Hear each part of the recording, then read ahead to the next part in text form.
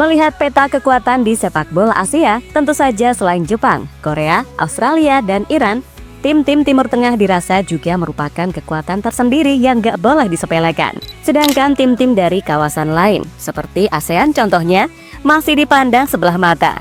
Terkhusus Indonesia, tim ini sudah berulang kali berjumpa tim-tim dari Timur Tengah. Dan tentu kita nggak boleh bohong, kalau di era dulu kita sering banget minder ketemu tim dari kawasan ini. Alasan utamanya sederhana, mereka punya postur yang tinggi. Akan tetapi, dalam beberapa tahun terakhir, segala rasa inferior itu pelan-pelan mulai tertutupi, di mana tim Garuda sejatinya mampu memberi perlawanan yang cukup membuat aliansi tim tank khawatir. Ya, keadaan timnas Indonesia yang sekarang boleh jadi menjadikan tim Garuda sebagai daftar ancaman baru bagi tim-tim Timur Tengah. Dan Indonesia sekarang udah nggak bisa dianggap sebagai tim kacangan. Sebab kalau di level senior ataupun kelompok umur, tim Garuda membuktikan jika sekarang level perbedaan itu sama sekali nggak ada. Apalagi kini peluang Indonesia untuk amankan peringkat 3 dan 4 semakin besar. Dan Indonesia yang memiliki kedekatan dengan Presiden FIFA dikabarkan coba melakukan bidding sebagai tuan rumah apabila Indonesia lolos ke round 4 kualifikasi Piala Dunia 2026. Dan apa yang ditunjukkan oleh PSSI itu jelas membuat tim-tim dari Timur Tengah cukup terkejut. Lantas seperti apa? Mari kita ulas selengkapnya.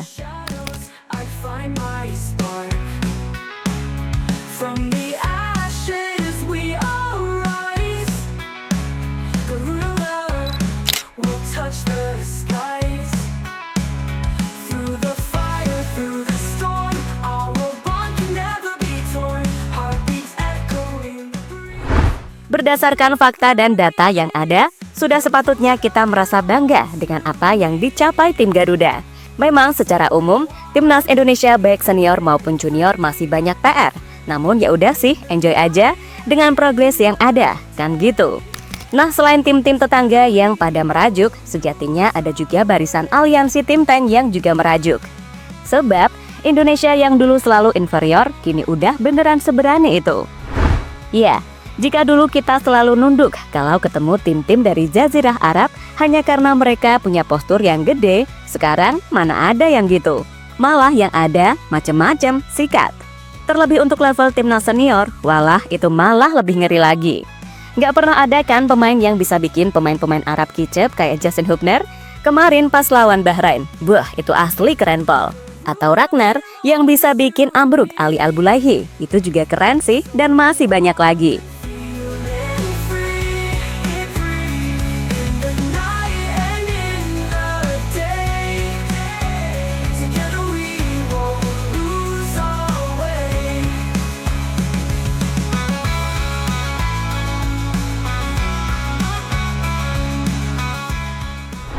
Sementara itu, kurang lebih 1 bulan lagi timnas Indonesia akan dihadapkan laga krusial sisa laga babak round 3. Dan apabila laga melawan Cina bisa sukses, maka sejatinya untuk laga melawan Jepang kita hanya perlu hasil imbang buat seenggaknya memastikan aman di posisi 3 atau 4. Dan itu sejatinya bukan hal yang mustahil untuk saat ini. Alasan pertamanya, Jepang sudah dipastikan lolos sehingga secara intensitas mereka nggak akan terlalu ngegas. Kedua, itu adalah match terakhir di round 3, sehingga Hajime Moriyasu kemungkinan besar akan melakukan rotasi besar-besaran, sebagaimana yang udah umum dilakukan seorang pelatih. Ya, walaupun siapapun nanti yang tampil, Jepang tetaplah Jepang. Kualitas mereka untuk saat ini mau pakai tim A, tim B, atau bahkan tim C, levelnya tetap tinggi. Namun kembali lagi, harapan itu tetaplah ada, karena di sepak bola segalanya bisa terjadi. Pokoknya, selama kita bisa tampil full tim, terus bisa main kompak dan disiplin, insya Allah peluang itu tetap nyata adanya.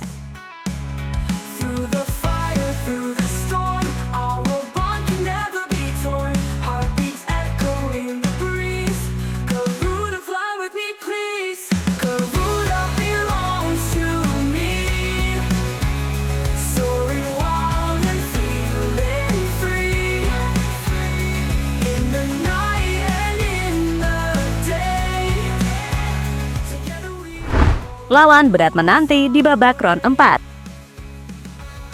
Sementara di sisi lain, semisal Indonesia pada akhirnya harus berjuang melalui round 4, sungguh itu juga nggak bisa dibilang gampang. Karena di babak itu, Indonesia 99,9% akan berjibaku melawan tim-tim dari Jazirah Arab seperti Oman, Uni Emirat Arab, Irak, hingga Qatar. Nah, semua tahu kalau melawan tim-tim modelan gitu yang bikin bahaya, so pasti lebih kepada faktor-faktor non-teknis.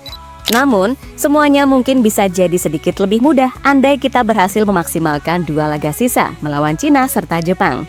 Alasannya adalah karena PSSI sebagaimana dikutip dari apa yang dikatakan Pak Arya Sinulinga dalam kanal YouTube-nya baru-baru ini, kalau PSSI akan ikut bidding sebagai calon tuan rumah round 4 andai berhasil lolos.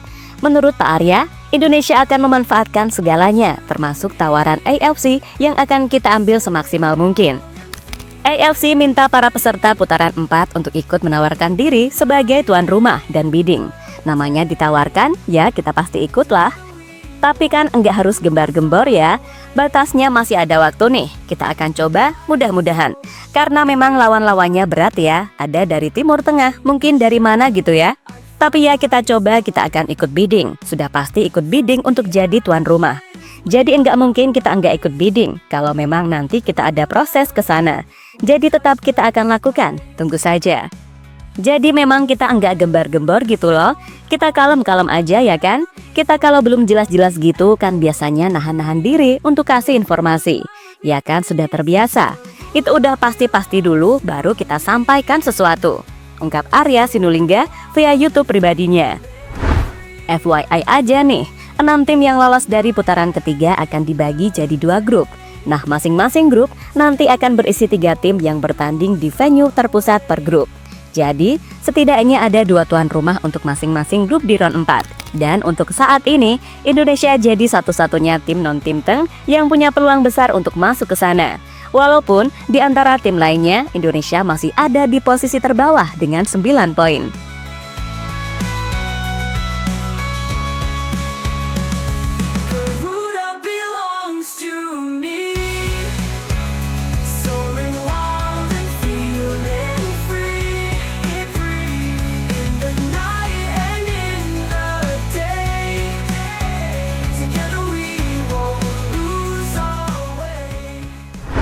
Tim Teng kaget dengan power Indonesia.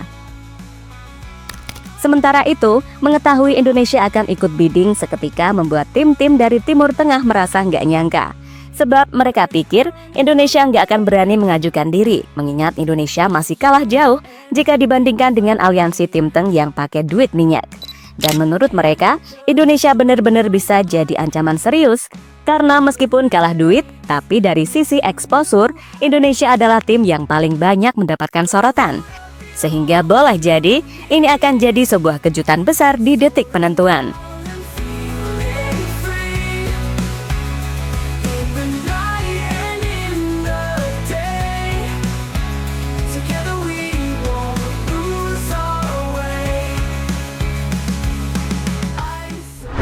Sementara di satu sisi, Cina pun dikabarkan juga merasa jengkel atas statement PSSI karena mereka pun juga masih berambisi buat lolos ke round 4. Itulah kenapa mereka juga ikutan bidding. Nah, di luar itu semua, menurut laporan media Cina 163.com, Asosiasi Sepak Bola Cina atau CFA telah melakukan segala persiapan demi kesuksesan tim asuhan Branko Ivankovic. Walaupun jarak waktu pertandingan masih 1 bulan lagi, tim logistik timnas Cina kabarnya sudah tiba di Indonesia. Mereka ditugaskan untuk memeriksa terlebih dahulu kondisi tempat pertandingan, kondisi cuaca, kondisi lalu lintas, dan lain sebagainya. Itulah kenapa media tadi merasa timnas mereka bakal malu apabila gagal mencuri poin penuh atas timnas Indonesia. Jika perlakuan tersebut tidak mampu membuat timnas Cina mengalahkan Indonesia dan melanjutkan harapan lolos ke putaran keempat kualifikasi Piala Dunia, maka tim Cina akan malu, tulis 163.com dalam laporannya. Ya, menurut laporan lainnya, Cina sendiri kabarnya agak keberatan jika harus main di GBK. Karena selain atmosfer dan kelembapan udara yang begitu tinggi, Cina juga mengakui jika Indonesia memang sangat tangguh apabila main di stadion ini. Dan itu terbukti, selama di round 3, selain Jepang gak ada tim yang bisa ngalahin Indonesia. Arab Saudi kalah 2-0, Australia imbang 0-0, dan Bahrain kalah 1-0. Namun meskipun keberatan, Cina akan tetap berusaha melakukan yang terbaik, karena di satu sisi, mereka pun juga sedang dalam masalah besar di posisi kiper. Hal itu terjadi setelah 3 kiper andalan yaitu Wang Dale, Yan Junling, dan Han Ji-Iachi dilaporkan bermasalah mulai dari performa menurun hingga cedera serius yang belum pulih. Wang Dale yang sebelumnya tampil solid justru kini jadi titik lemah. Kebobolan 17 gol dari 10 laga bersama Shandong Taishan sejauh ini. Yan Junling dan Han Ji-Iachi pun cedera, membuat pelatih Branko Ivankovic harus putar otak mencari opsi terbaik di bawah Mister. Dan nama Liu Dayanzuo, kiper senior berusia 34 tahun, saat ini jadi kandidat terkuat berkat tampil konsisten dengan hanya kebobolan 6 dari 10 pertandingan di liga.